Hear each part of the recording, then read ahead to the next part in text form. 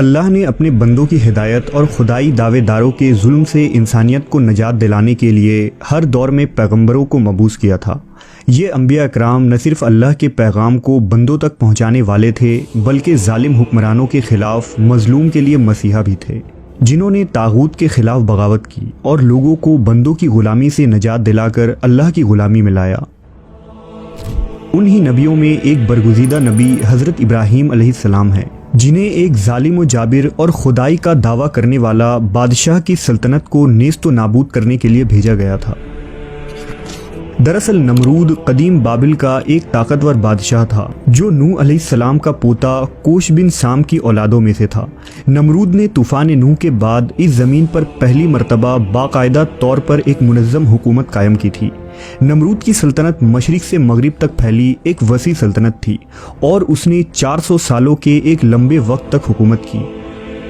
نمرود کی حکومت میں بت پرستی عام تھی، وہ خود مشرک تھا اور وہ خود کو خدا کہلواتا اور لوگوں سے اپنی پرستش کرواتا تھا۔ نمرود کا محل مختلف قیمتی پتھروں کے بنائے ہوئے قیمتی بتوں سے بھری ہوئی تھی اور اس کی ریاست کا ہر فرد شرک و بت پرستی میں مبتلا تھا۔ بابل کی تمدنی اور مذہبی حالات بہت خراب تھے، لوگ سود خوری میں مبتلا تھے۔ ہر شہر اور قصبے میں باطل دیوتاؤں کا ایک بڑا بت رکھا ہوتا تھا، جہاں ہر وقت نئی عورت آ کر ٹھہرتی اور اپنے آپ کو دیوتاؤں کے آگے وقف کر دیتی تھی۔ بت پرستی، ستارہ پرستی، چاند اور سورج پرستی بھی یہاں عام تھا۔ لوگوں کی جہالت کا فائدہ اٹھاتے ہوئے نمرود بھی اپنے آپ کو خدا کہلواتا تھا۔ جب نمرود کی سرکشی اور ظلم و ستم بہت زیادہ بڑھ گئی تو اللہ نے نمرود کی پکڑ کرنے کا فیصلہ کیا۔ توریت کے نسخوں کے مطابق یہ 2160 قبل از مسیح کا دور تھا، ایک تاریک اور خوفناک رات تھی اور نمرود اپنے محل کے بہترین کمرے میں گہری نیند میں مبتلا تھا۔ نمرود نے اس رات ایک عجیب و غریب خواب دیکھا کہ آسمان پر ایک بڑا روشن اور خوبصورت ستارہ نمودار ہوا ہے، جس کی روشنی اتنی تیز ہے کہ اس نے آسمان پر چمکتے چاند اور لاکھوں ستاروں کی روشنی کو ماند کر دیا۔ نمرود اچانک بیدار ہو گیا اور اپنے اس خواب سے وہ بہت پریشان ہوا۔ چنانچہ اگلی صبح اس نے شہر کے تمام بڑے بڑے کاہنوں اور نجومیوں کو اپنے دربار میں بلایا۔ کاہنوں نے دیکھا کہ نمرود بہت پریشان ہے تو انہوں نے اس سے اس کی وجہ دریافت کی۔ نمرود نے کہا کہ اے نجومیوں، آج رات میں نے خواب دیکھا ہے کہ ایک چمکدار ستارہ طلوع ہوا جس سے چاند اور تمام ستاروں کی روشنی ماند پڑ گئی۔ اس خواب نے مجھے بہت پریشان کر دیا ہے اور مجھے ایسا لگتا ہے کہ اس خواب میں کوئی اشارہ موجود ہے، لہذا تمام نجومی سر جوڑ کر اپنے علم و عادات سے اس خواب کی تعبیر نکالنے میں لگ گئے۔ کچھ دیر بعد ان میں جو سب سے بڑا نجومی تھا اس نے نمرود سے کہا، اے بادشاہ، ان قریب تمہاری سلطنت میں ایک ایسا بچہ پیدا ہونے والا ہے جو تیری عظیم بادشاہت کے زوال کا سبب بنے گا۔ وہ تیری سلطنت کو تباہ کر دے گا اور ہمارے خداؤں کے مقابلے میں ایک خدا اور اس کے دین کا پرچار کرے گا۔ بہت تیزی سے یہ خطرہ تیری جانب بڑھ رہا ہے۔ نجومی کی بات سن کر نمرود نے دوسرے نجومیوں کی طرف دیکھا تو دوسروں نے بھی اس نجومی کی بات کو درست تسلیم کیا۔ پہلے تو نمرود کے دل میں خوف پیدا ہوا اور وہ گھبرا گیا، لیکن پھر اس کی انا اور تکبر نے اسے مزید مغرور بنا دیا اور اس نے غصے سے کہا کہ میری اس عظیم سلطنت کو کون برباد کر سکتا ہے جس کی پرستش لاکھوں بابلی اور مشرق و مغرب کے لوگ کرتے ہیں۔ پھر نمرود نے اپنے دربار میں کھڑے سپاہیوں کو یہ حکم دیا کہ بابل کے تمام مردوں کو شہر سے نکال دیا جائے اور ان پر سخت پہرا کھڑا کر دو تاکہ کوئی مرد اپنی بیوی کے پاس نہ جا سکے۔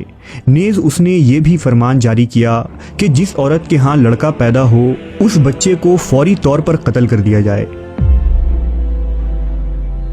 چنانچہ بابل میں سخت پہرا لگ گیا، ہر نوزائیدہ بچے کو قتل کر دیا گیا اور پورا شہر معصوم بچوں کے خون سے سرخ ہو گیا۔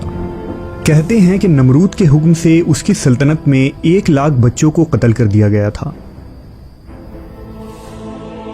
نمرود کے خیال سے وہ ایسا کر کے اللہ کی مخلوق کو پیدا ہونے سے روک سکتا تھا، لیکن دراصل یہ اس کی ناعقلی تھی کیونکہ اس کی تباہی تقدیر میں لکھی جا چکی تھی۔ ان دنوں کلدیانہ کے شہر ار میں ایک شخص رہا کرتا تھا جس کا نام آزر تھا۔ आजिर की बीवी भी उस वक्त हमल से थी, जिनका नाम नूना था। जब नूना को नमरूद के इस फरमान के मुतालिक खबर हुई तो वो बहुत घबरा गईं और परेशान हुई। लेकिन अल्लाह की तरफ से नूना के साथ ये मुआजिज़ा हुआ कि जब उन्हें हमल ठहरा तो हमल की कोई निशानी ज़ाहिर न हुई, यानी उन्हें देखकर ज़ाहिरी तौर पर पता न चलता था कि वो उम्मीद से हैं। लिहाजा वो सिपाहियों की गिरफ्तारी के अमल से महफूज रहीं। आजिर और नूना ने इस बात को खुफिया रखा और इस तरह वक्त गुजरता रहा। आजिर ने शहर बाबुल के वादियों में एक पहाड़ के दरमियान एक गार की तलाश की और अपनी बीवी नूना को खुफिया तरीके से रात के अंधेरे में उस गार में पहुंचा दिया। आजिर छुप छुपाकर रोज़ उस गार में नूना के लिए खाना और तूशा लेकर आता और इस तरह हमल का वक्त करीब आ गया।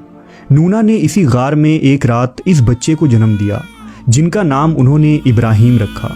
नूना ने इब्राहीम अलैहिस्सलाम को गार के अंदर लेटा दिया और हाथ बुलंद करके अल्लाह से दुआ की कि ए अल्लाह, मैं अपने इस जिगर के टुकड़े को इस गार में छोड़कर जा रही हूँ, तू ही इसकी हिफाजत करना, अब ये बच्चा तेरे अमान में है। फिर उन्होंने बच्चे का बोसा लिया और गार के मुंह को पत्थर से बंद करके शहर की जानिब चल पड़ी।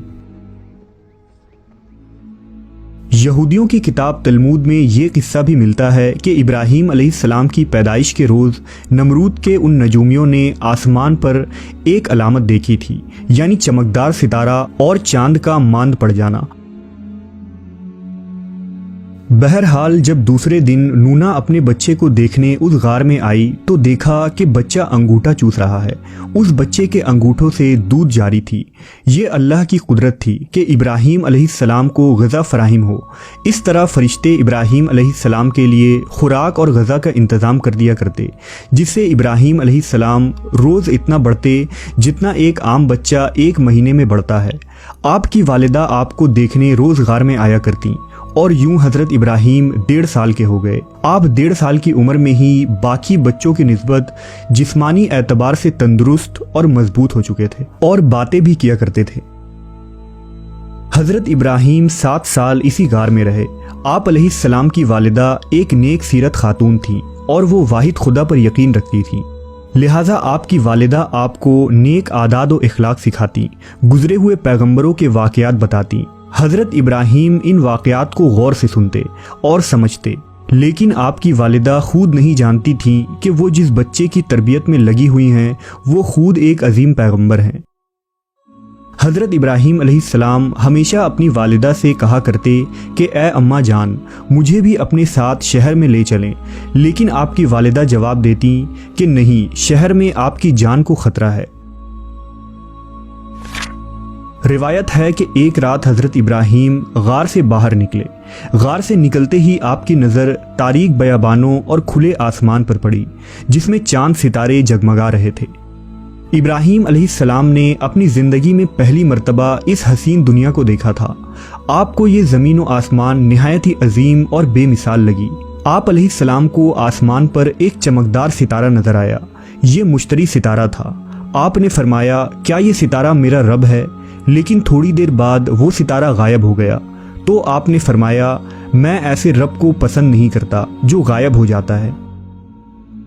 फिर कमरी महीने के आखिरी अय्याम में आप अलैहिस्सलाम एक रात गार से बाहर निकले तो आसमान पर चांद को चमकते देखा। फरमाया, क्या ये मेरा रब है? लेकिन चांद भी कुछ देर बाद बादलों में छुप गया। तो आपने फरमाया, ये मेरा रब नहीं हो सकता। फिर सुबह हुई तो इब्राहीम अलैहिस्सलाम ने सूरज को देखकर फरमाया, तू मेरा रब है क्योंकि तू सबसे बड़ा है। लेकिन जब शाम हुई तो सूरज भी गुरूब हो गया।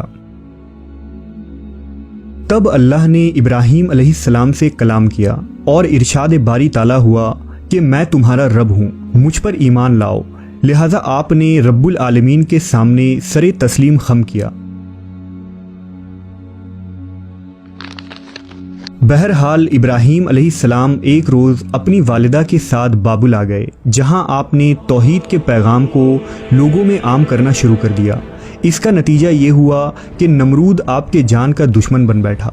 उसने इब्राहीम अलैहिस्सलाम को आग में डालने की कोशिश की और कुछ ही अरसे बाद वो वाक़या पेश आया जब मच्छरों की फ़ौज ने नमरूद की जान ले ली और अहले बाबुल इब्राहीम अलैहिस्सलाम पर ईमान ले आए।